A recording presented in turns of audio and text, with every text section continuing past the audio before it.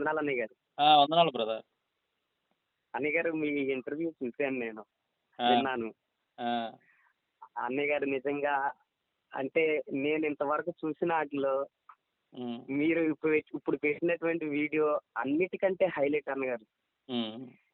నేను నిజానికి ట్రైన్ జర్నీలో ఉన్నాను. ఎక్కడ మిస్ అయిపోతానని నెట్వర్క్ వచ్చినప్పుడు దాన్ని డౌన్లోడ్ చేసుకొని పెట్టుకొని ఉంచుకున్నా. ఎక్కడన్నా మిస్ అవ్వకూడదని. ఆ 2 గంటల 24 నిమిషాలు 47 సెకండ్లు నాకు 40 సెకండ్‌లో గడిచిపోయినట్టుంది అన్నగారు. అందరూ అదే అంటున్నారు బ్రదరు ఫోన్ చేసి.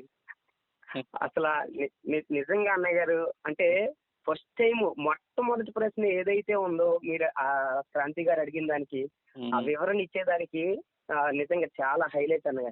హ్మ్. యేసుక్రీస్తు వారికి ఎందుకు జై కొట్టాలి, శ్రీరాముడికి ఎందుకు జై కొట్టకూడదు అన్న దానికి మీరు వివరణ ఇచ్చినప్పుడే హ్మ్. క్రాంతి గారి మొహం మాడిపోయింది ఫస్ట్ మాటకే. హ్మ్. మొట్టమొదటిసారి నిజంగా క్రాంతి గారు అడిగిన ప్రతి ప్రశ్నకి మీరు సమాధానం చెప్తూ హ్మ్. బైబిల్‌లో ఉన్న దాన్ని వివరిస్తూ హ్మ్. బైబిల్‌లో రాయబడింది ఇది. ఆయన ఏదైతే తప్పుగా అర్థం చేసుకున్నారో అక్కడ అదే ఉందా అంటూ మీరు బైబిల్ తెరిచి ఆయన చేత చదివించడం. హ్మ్. అది ఇక్కడ లేదు గాని మీ గ్రంథాల్లో ఉందని వారి గ్రంథాల్లో రిఫరెన్స్‌లు చూపించి వాళ్ళకి హ్మ్. చెప్పడం అనేది హ్మ్. నిజంగా చాలా సంతోషాన్ని ఇచ్చింది అన్నగారు. ఆ! ఎక్కడ చేసినా సరే ఇంటర్వ్యూ ఎప్పుడు చేసిన ఈ క్రాంతి గారు ప్రతి విషయంలో నాట్ ఓన్లీ క్రాంతి గారు ఎవరైనా సరే ప్రతి హ్మ్. ఒక్కరు కూడా డామినేట్ చేసేస్తుంటారు కదా. హ్మ్. బట్ ఫస్ట్ టైం నేను అక్కడికి కూడా వస్తాను. మీరు చెప్పిన దానికి ఇది వివరణ అని వినండి అని చెప్పేసి మీరు అంత చక్కగా క్లారిటీ ఇచ్చి హ్మ్. ఆయనకి అక్కడికి వెళ్తే క్రాంతి గారు కూడా ఆలోచనలో పడిపోయారు అన్నగారు. నేను ఆ! చూశాను కదా ఆయన ముఖంలో. హ్మ్. మీరు ఇంకొక ఇంటర్వ్యూ కనుక ఇస్తే నిజంగా క్రాంతి గారు కూడా మారు మనసు పొందుకొని దేవుణ్ణి నమ్మేటట్టు ఉన్నారు. క్రాంతి గారు యాక్చువల్‌గా ఆయన హిందుత్వవాది కాదు. హిందువే. కానీ అది మతోన్మాది టైపు కాదాయన. ఆయనేందంటే హిందువులను గూడా హిందువులను గూడా ప్రశ్నించేటప్పుడు గట్టిగా ప్రశ్నిస్తాడు. పక్షపాతం లేకుండా. అటు హిందువులనైనా, క్రైస్తవులనైనా, ముస్లిమ్స్‌నైనా చక్కగా ప్రశ్నిస్తాడాయన. ఎవరిని గూడా వదిలిపెట్టడు. ఈళ్ళు మా హిందువులే, ఈళ్ళని మనం గట్టిగా మాట్లాడకూడదు అనే మాట ఉండదాయనకి. గట్టిగా అందరిని ఒకే రకంగా ప్రశ్నిస్తాడు. అది అందులో గొప్ప. ప్రశ్నిస్తుంటారు కానీ అన్నగారు అంటే కొంచెం సపోర్ట్ చేసుకొని చేసినట్లుగానే మాట్లాడుతూ ఉంటారు. అంటే కొంచెం ప్రశ్నిస్తూ గట్టిగా మాట్లాడతాడులే. క్రైస్తవులను కొంచెం గట్టిగా మాట్లాడతాడు. ఆ! మన దగ్గరికి వచ్చేప్పటికి ఏంటంటే ప్రతి దాన్ని బైబిల్ నుంచే తెలుసుకోవాలని అనుకుంటుంటారు. బైబిల్‌లో దానికి క్లారిఫికేషన్ ఇచ్చేసరికి వెంటనే అచ్చా దీనికి ఇది ఉందని వెంటనే నెక్స్ట్ క్వెషన్‌కి వెళ్ళిపోవడానికి చూస్తుంటారనమాట. మనం హ్మ్. ఇచ్చే నేను గమనించాను కదా అన్నగారు నిజంగా 2 గంటలు 40 నిమిషాలు ఎక్కడ మిస్ అయిపోద్దని నేను డౌన్‌లోడ్ చేసి పెట్టుకొని అలాగే ఉన్నాను. ఆ! మరలా తీసుకోవడానికి ఏదైనా చిన్న పాయింట్ మిస్ అయితే మరలా బ్యాక్‌వర్డ్ చేసి మరలా ఆ పాయింట్ దగ్గర నుంచి వినుకుంటూ వచ్చానన్నగారు. ఆ! అసలా అంటే మీరు ఇచ్చిన ఆన్సర్ అన్నగారు అంటే ప్రతి దానికి బైబిల్‌లో ఇలా రాసుందో ఎక్కడుందో రాయబడింది నేను ఎక్కడ చూడలేదు ఒకసారి చూపించండి అంటే వాళ్ళు కూడా ప్రశ్నలు చదువుతున్నారు కదా క్రాంతి గారు ఎవరో పంపించినవి. ఆ! పంపించినవి చదువుతుంటే నాకు ఎక్కడ కనపడలేదు బైబిల్‌లో మీరు చూపించండి అంటే మరలా అటు ఇటు చూస్తున్నారు. చెప్పాలి కదరా మీరు క్లారిటీ ఇవ్వాలి కదా అని వాళ్ళ వైపు చూస్తున్నాడు. వాళ్ళ పక్కన మనుషులు ఉన్నారనుకుంటా కదా వాళ్ళు. వాళ్ళ టీమ్‌ని అడుగుతున్నాడు. ఏంట్రా ఇది సరిగా పెట్టలేదు ఏంట్రా ఆ! వివరణ ఇవ్వాలి గదా! ఆ మాట కూడా కొంచెం వచ్చింది. వాళ్ళు కట్ చేయలేకపోయారు కవలు. ఇక పక్కన చూసి పెట్టాలి కదరా అని అన్నట్టుగా మాట్లాడారాయన. హ్మ్. సో ఎవరో పంపించినయి అడిగేసి ఇదుంది అంటే ఎవరు పెట్టినప్పటికీ అన్నగారు వాళ్ళు ఏదో ఎవరో చెప్పిన మాటలు విని పెట్టేస్తారు కానీ బైబిల్‌లో ఉన్నదే ఉన్నట్లుగా మీరు నిన్న నిజంగా చదివించే సర్వలోక మర్యాద చేసుకుని వెళ్ళడానికి ఎవరు లేరు అని చెప్పినప్పుడు ఆయన చదివినప్పుడు ఆయనకు అర్థమైంది మ్యాటర్ అదా ఇదా హ్మ్. రాయబడి ఉంది అని. హ్మ్. అందులో మనుషులు చేసింది చూపించి మీరు కొరింథీ పత్రికలోని రిఫరెన్స్ ఇచ్చారు కదా అన్నయ్య గారు. ఇది దృష్టాంతములుగా వారికి జరిగినవి మనం చేయకూడదని. అది హ్మ్. మీ దేవుళ్ళే చేశారు. మీ గ్రంథాల్లోనే రాయబడి ఉన్నది అని చెప్పి మీరు రిఫరెన్స్‌లు చూపించి మీరే చదవండి శ్లోకాలు, అధ్యాయాలు అని చెప్పారు కదా అన్నగారు. హ్మ్. నిజంగా అంటే ఆ ఇంటర్వ్యూ చూసిన తర్వాత ఆనందం నిజంగా తట్టుకోలేకపోయాం అన్నగారు. ఎంత హ్మ్. సంతోషాన్ని ఇచ్చిందంటే ఒకటే బైబిల్ గొప్పతనాన్ని మీరు చూపించారు. రెండవది ఆహ్, ఎవరైతే బైబిల్ బూతు పుస్తకం అంటారో వాళ్ళకి ఇది ఎలాగంటే అన్నగారు వాళ్ళకి చెంపపెట్టు లాంటిది అన్నగారు నిజంగా ఇది. హ్మ్. చెంపదెబ్బ లాంటిది. ఆ! ఇది బైబిల్ నిజమైన పరిశుద్ధ గ్రంథం అని నిరూపిస్తూనే అవి మీ దాంట్లోనే ఉన్నాయని మీరు చెప్పారు. అందుని బట్టి నిజంగా దేవుడిని ఎంతగానో మహిమపరుస్తున్నాను. దేవుడు మీకు ఇచ్చిన జ్ఞానాన్ని బట్టి కూడా అన్నగారు. హ్మ్. దేవుని మీ కృప. కొరకు ఎప్పుడు ప్రార్థన చేస్తూ ఉంటాము. మీరు ఇలాగే ఇంకా అనేకమైన ఇంటర్వ్యూలు చేయాలి. ప్రభు కొరకు వాడబడాలి. నిజంగా మీ బుక్స్ కూడా నా దగ్గర ఉన్నాయి అన్నయ్య గారు. నేను చదువుతా ఉన్నాను. నేను ఎప్పుడో తెప్పించుకున్నాను చాలా కాలం క్రిందటే. ఆ! ఆ! మీరు దశమ భాగాల గురించి ఇచ్చినప్పుడు మీరు అన్నారు కదా, ఎళ్లి ఇప్పుడు ఏ చర్చిలోకి వెళ్లి అడగమంటారు అడగండి. ఎక్కడైతే ఎవరైతే వస్తున్నాయి లక్షల లక్షల ఉద్యోగాలు వదులుకొని వచ్చి 5,000, 10,000 కోసం ఎందుకు చేస్తున్నారని చెప్పేసి చక్కగా వివరణ ఇచ్చారు కదా.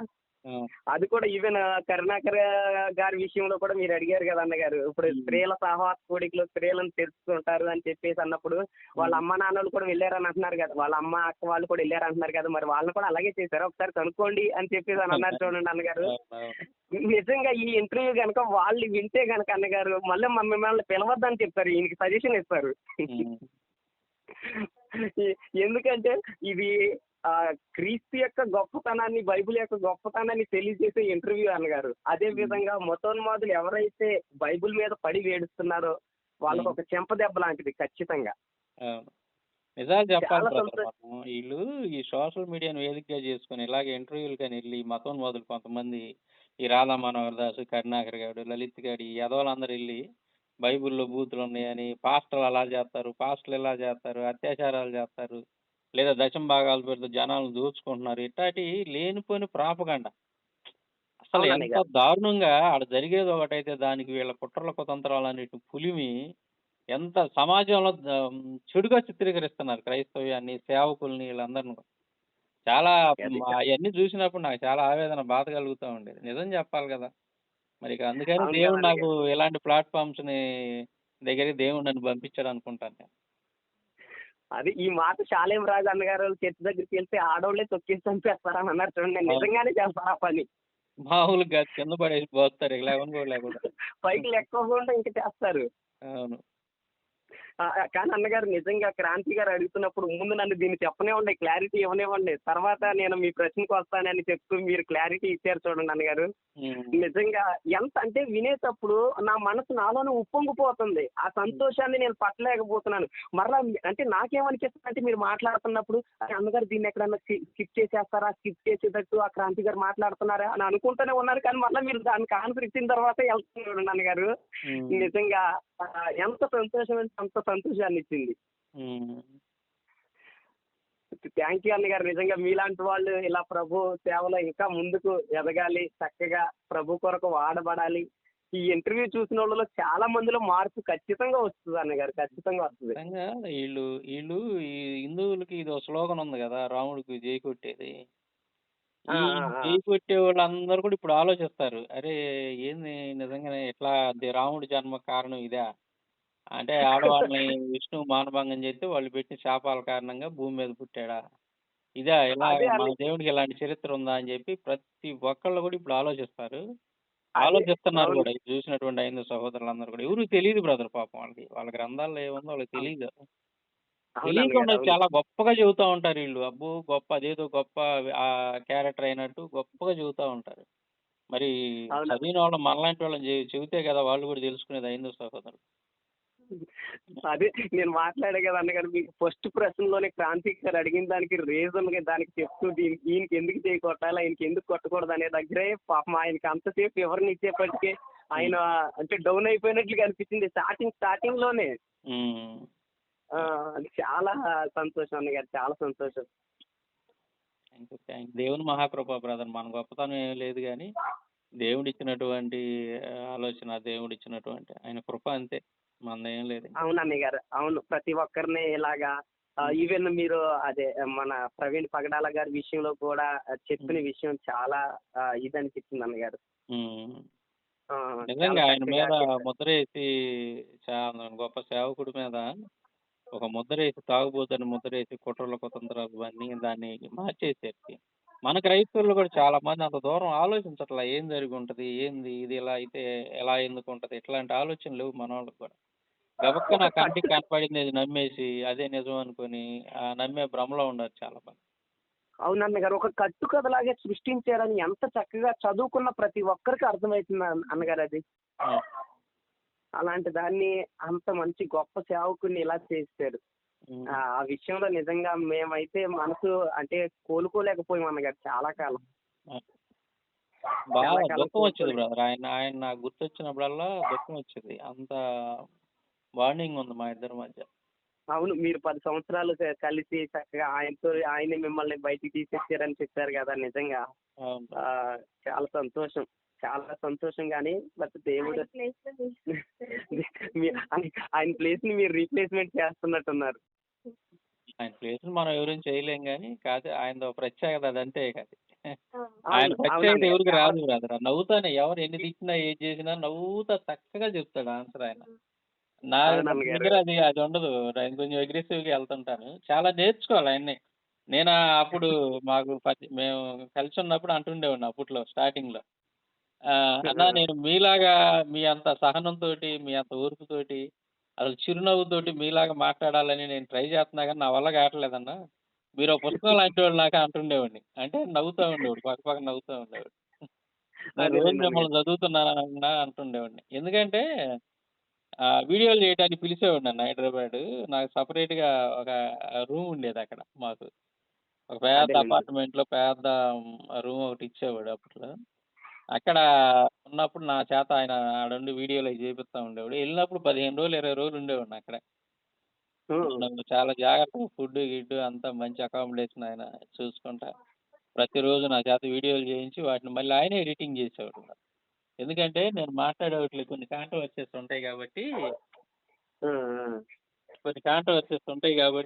వేరే వాళ్ళ చేత ఎడిటింగ్ చేపిచ్చేవాడు గాదు.